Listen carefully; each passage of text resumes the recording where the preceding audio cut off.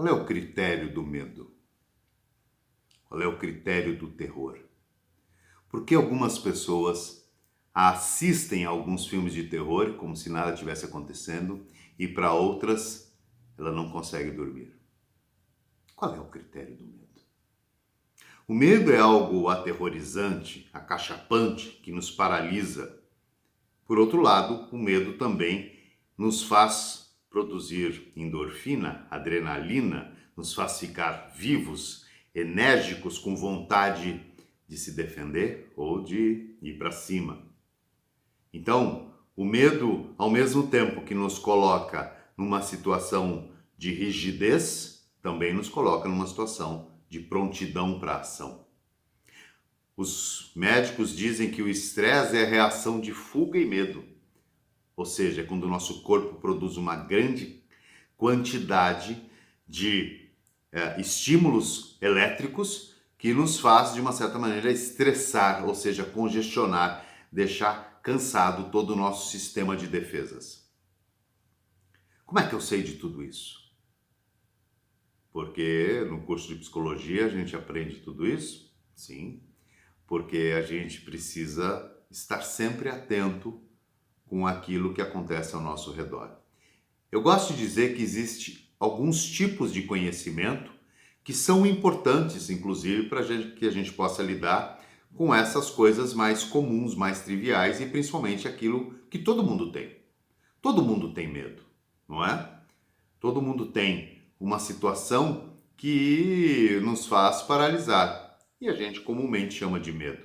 Todo mundo tem o medo da morte, todo mundo tem o medo de perder um parente querido ou de um filho ou uma filha. Todo mundo tem um medo, né? Algumas pessoas, como já foi dito aqui na nossa série, têm medo de falar em público. Algumas pessoas vão ter medo de andar de avião.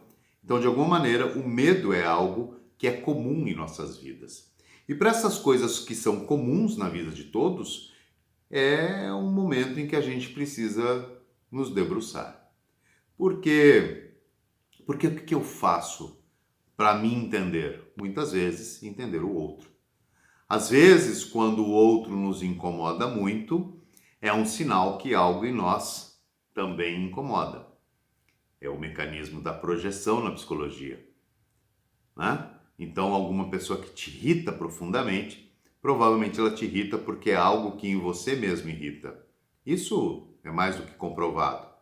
Como é que eu sei isso? Claro, eu estudei psicologia. Mas eu estudei também, por exemplo, algumas coisas sobre física, sobre matemática, enfim, sobre conceitos que eu precisava ter para lidar com este dia a dia, para lidar com principalmente a minha atividade, não é? Então, o que a tua atividade te peça que faça, que você não está fazendo? O que te paralisa na tua atividade, muito provavelmente, é aquilo que você não tem intimidade.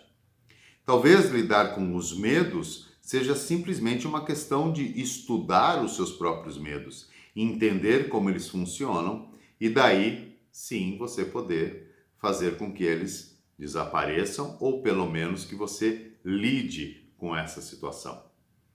Não tem muita alternativa na nossa vida. As pessoas que crescem, que saem desse pensamento comum, desse pensamento médio, são pessoas que se desenvolvem na atividade de aprender, na atividade de estudar. Não tem como. Não existe outra forma de fazer isso. Eu venho já repetidas vezes dizendo que existem muitas formas de fazer isso. Já dei aqui a dica do 12 minutos.